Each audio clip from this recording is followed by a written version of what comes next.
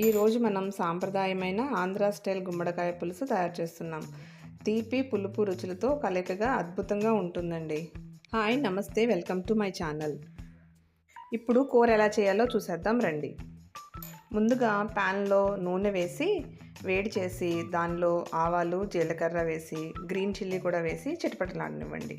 ఇప్పుడు ఉల్లిపాయ కూడా వేసి అందులో కొంచెం పసుపు, ఉప్పు కూడా వేసి మెత్తగా అయ్యేంత వరకు వేయించండి.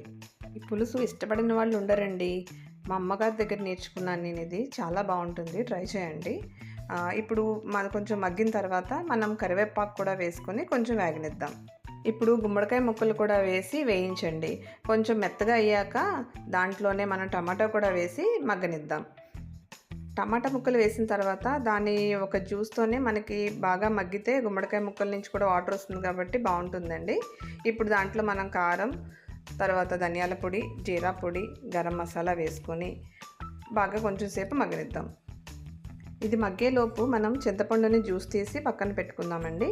ఇది మగ్గగానే చింతపండు జ్యూస్ వేసేసి దాన్ని కొంచెం మగ్గనివ్వాలి.